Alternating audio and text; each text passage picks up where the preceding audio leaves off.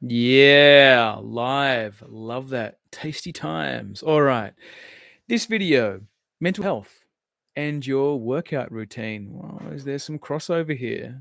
Is all the science and therapy pointing to you need to work out, it's going to improve your mental health, going to actually hold you back? And the short answer is yes. And the longer answer is no. So, what I'm going to be referencing here is the five personality patterns. And if you're not familiar with that book, you obviously haven't seen some of my content. And I'd recommend you finding that content. I'll also put the links in the comments in the description below. But the five personality patterns speak to how your survival patterns show up in your body and how when you're trying to grow or stop having exhausting relationships, these survival patterns have worked up until this point in your life, but they will continuously sabotage your relationships and other areas of life. Like you hit a plateau, you hit this ceiling, and then your survival patterns start holding you back instead of helping you propel yourself forward. So this video has been inspired by one of my amazing clients, and I'll just read this out, okay? And the question is, just breathe in, take some time with me, let's get some context and some intent here, and here we go. This will also be content dense, this entire video. So you might need to pause it or maybe come back and replay it, because when I drop this stuff, you'll feel stuff in your body. You probably hold your breath while you receive it. So keep on breathing. And if you miss a thing, pause it, take a note, or come back to it. So here we go. Here's the question. Question for the enduring rigid types who tend to lean more masculine in their essence and usually work out a lot. Is it ever a good idea to take a break from the gym, or at least cut back during heavy de-armoring phases to allow old musculature to break down? Or is it better to keep going regularly and maybe just become more flexible with what workouts entail? I can feel a sneeze coming on. So, and this question was inspired by a post that I made talking to how I used to do yoga because it was comfortable in my body. And yoga for me, I've found, is quite feminine, where you're not really pushing yourself. And this doesn't mean to say that yoga doesn't push you. It didn't push me. And for me, in my body, I need to use dynamic and explosive exercises to help not only get my body fitter, but also to help me move through emotional blocks. So, doubling back to the question, do you take a break from the gym and intensive exercise? Maybe. Okay. It's actually better to maintain routine. The short of it is to maintain the routine and become more flexible.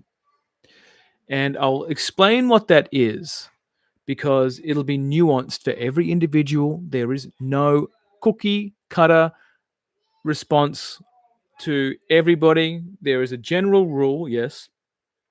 Every individual has their own patterns that will show up in this context, right? In this questioning of, do I do more gym or less gym? And in this de-armoring phase, like, what do I do? The first step here is being able to get some awareness around your patterns and what it feels like. For example, here, you need to learn how to listen to your body. And the body will lie to you. Right? It will make you want to do things and feel things to avoid discomfort, and or it can push you into discomfort because you prefer discomfort. And that's a classic endurer pattern. They have a kink or a subtle charge, or sometimes it's an overt charge, on things that punish them or hurt them, right? So when you're at the gym, is paying attention to how your body responds to those activities. And the endurer survival pattern can become more rigid if their discipline or self-awareness is improved. But what can show up here is if you're particularly got a lot of adipose tissue on your body. Like endurers tend to have more adipose tissue, fat, than the rigid type. is you can punish yourself, like the fear of being a fatty or becoming undesirable can keep them going to the gym for a bit. But then what happens if you don't deal with the underlying injury, you sabotage some other area of your life, because the endurer has a reoccurring theme of sabotaging their life.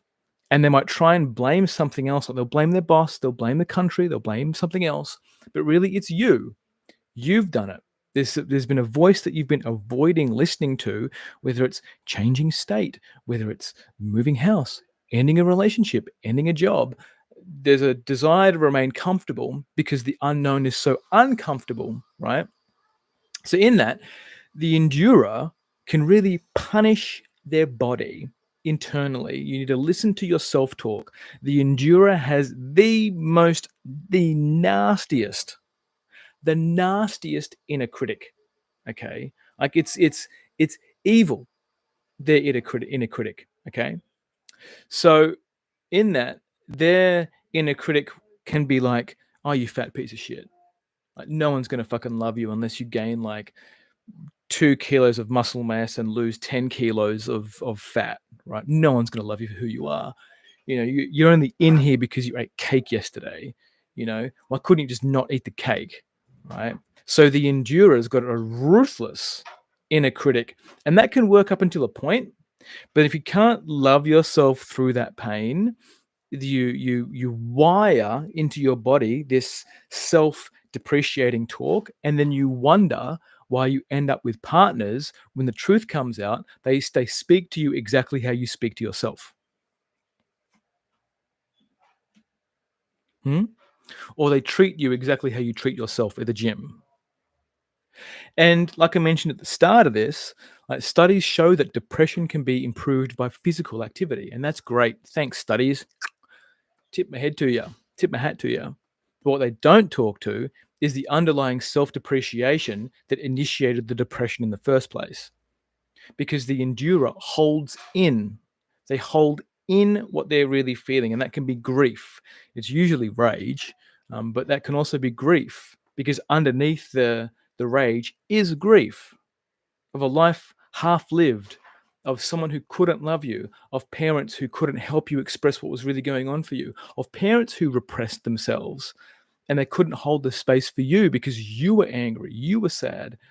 The endurer injury is installed around the age of 3 when you're learning how to potty train and you start exploring your sexuality, etc., etc. In an innocent way, going to strip clubs when you're 3-year-old. So, all right, unless you're born in particular areas of the country. Now, the rigid in this context is all about their performance, and they can get obsessed over the perfect form. And usually there's a distraction from the underlying inadequacy. Like, who are you doing this for? Who are you going to the gym for? And there can be a real arrogance in this, where they'll perfect their external form, but then internally they're just riddled with shadows. In fact, their external form is more of a mask. And we see this, I see this at the gym because I can read someone's body. I can tell straight away. It's like, oh, like your relationships probably suck. I mean, it looks like, and sometimes couples will come to the gym and I can see straight away is that, oh, their bonding is the gym. It's like, that's kind of what you got, right? Because they're still on their phones. You can't see the heart-to-heart connection. You can see the pelvis-to-pelvis connection. Can't see the heart-to-heart or the heart-to-pelvis connection. And it's rigid has got a heart and pelvic split. If they're not connected between their heart and their sexuality. So they go to the gym to work out, to be more perfect, to overcharge their sexuality. They'll try and get a really like cute ass or inflate their chest or just more armoring. And the rigid holds back, and they hold back their authentic expression of who they are. Like, I'm hurting, I'm in pain. They have to look perfect, or I don't know how to do this weight. Can you show me, random stranger? Can you show me how to do a squat? Hey, random stranger, can you spot me? Or the rigid will be reluctant to throw their weights, right? They would rather look perfect and injure themselves than throw their weight. I was like, yeah, cool. I'm doing a bench press and I'm actually going to die here. So I need to throw this fucking weight. I'm doing something. I need to throw this weight now. Now, you know what? I don't want to be embarrassed by the sound it'll make or people noticing that you can hear the weight slamming down. So I'm just going to do this. I'm going to burst. I'd rather tear all my muscle groups than avoid looking embarrassed. So rigids tend to want to avoid the humiliation of not being able to do a thing, which can lead into why you're going to the gym. Are you embarrassed by how your body looks? How do you feel naked, rigid, right? And to tie all this back in with the mental health piece is that the gym can become a place of sanctuary, of where you come into your own space, which is really important. Knowing you have the space to go to, but it's the intent of why you're going there. How does it tie in with the vision of who you become at the gym? Do you want to see yourself as someone who sets an example for your kids? So, yeah, I'm doing this for me and my kids. I want to live a long, healthy life. I actually love being at the gym. I love the connection. I love being around the energy of people who are bettering themselves. And the gym is great for that. And one of the main reasons I go there is the energy in the gym. It's like being around people who are like wanting to push themselves, pushing those PBs, show up, the discipline of showing up, right? And you can soak that up. Once you develop the glasses for it and see what it is, you can soak all that up, right? So what we're really looking for here is just subtle tweaks in your behavior and the awareness around it, right? And either way, whether you go to the gym during the heavy de-armoring phase or you don't go to the gym, what's really important is getting body work. For the endurer, it tends to be around the legs. They hold in a lot of rage and suppressed feeling around their legs, whether it's their calves or their quads or the hamstrings and the feet. The feet. The endurer tends to have really like big feet, flat feet.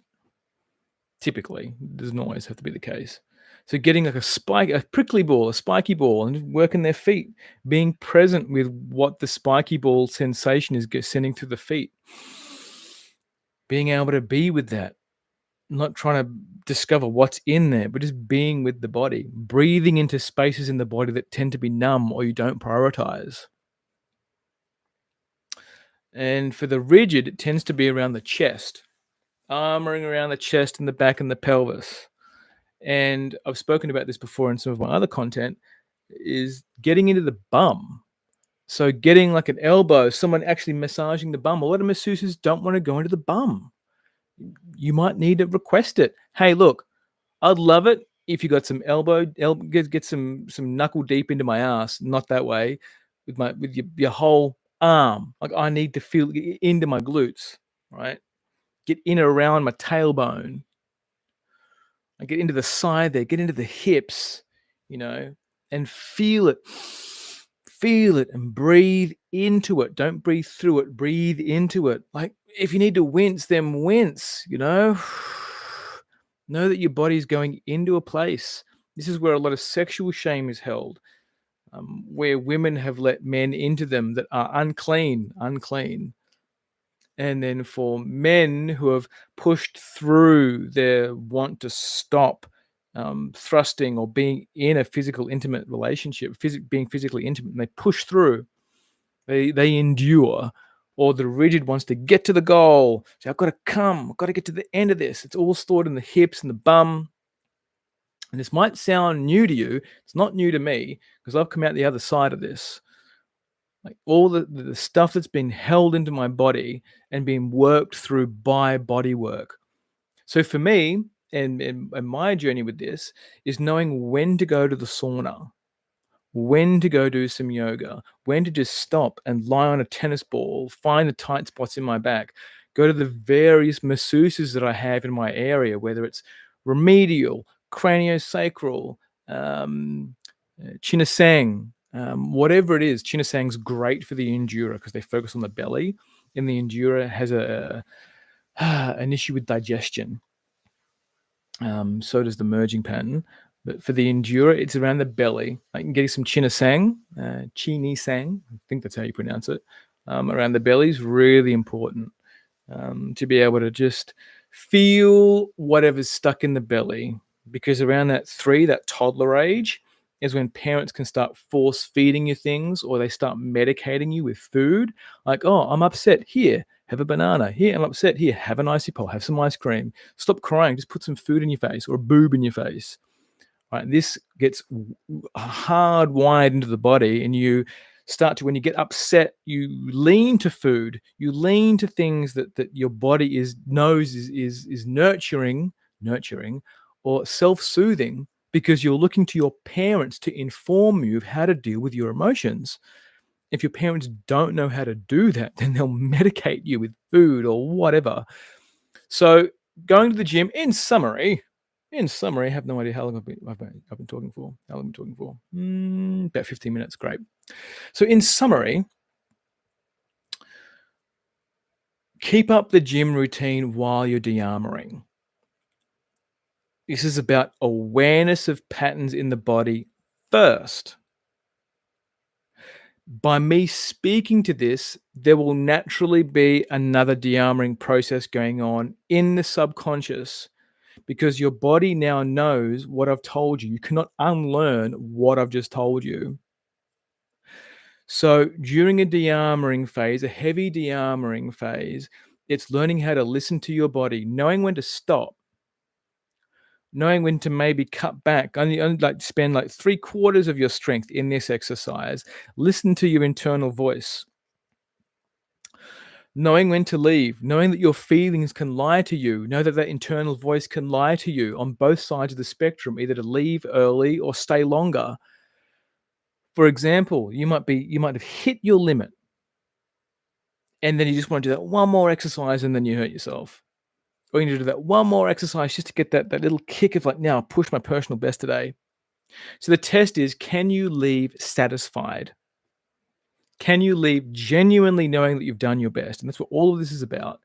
Can you genuinely acknowledge that, your heart of hearts, that, yeah, I did my best today, and just be with that? Because that inner critic will come in. The part of you that wants to be perfect will come in. Oh, you could have gone harder. It's like, maybe, but that's good enough for me. That's exactly what I needed to do today. And then what you'll see is this will start showing up in your relationships. It's like you'll hear someone criticize you, and you'll be like, no, I know I did my best on that. I know it. My heart of hearts, I know it. And you start connecting with your core self and your internal compass. Your self-doubt diminishes, your self-trust increases, and you can step forward in life with a level of confidence because you've done this de-armoring phase. So that's what I got for you. If this has really hit a note for you and you can hear some wisdom, throw something in the comments, tag someone that you think would need to hear this. Maybe you've got friends who are gym junkies, where they keep on going back there, but they don't know why they go back there. It's just a thing that they do. It's become a habit now. They talk to all the other coaches in the coaching space, but they've forgotten, they've disconnected from the purpose of why they're going to the gym. What's the intent? What are you really there for? And do their relationships suck? That's the marker. Do their relationships suck? Do they keep cycling? Can they last a maximum of 6 months to 3 years in a relationship? Is that it? What can they last? What can they do? Not saying that that's an incorrect thing, but if they want a vision of having like a family and a family unit that functions together and all this kind of stuff, they have a vision and they know that their soul can get there and they still can't do it. What are you going to the gym for? There's something that's missing in your inner work recipe. And there are tweaks that you can do. I know how to do them. But by all means, if you're someone who wants to surround yourself with people who don't have exhausting relationships and do have exhilarating relationships, and they're full of vitality and they work together through conflict and they keep on growing together. They say, I am with my person. I found my person and we're growing together. We have a vision together. If you want to be surrounded by those people and your friends are not those, then there is techniques and strategies and pragmatic solutions for them to get to where they want to go.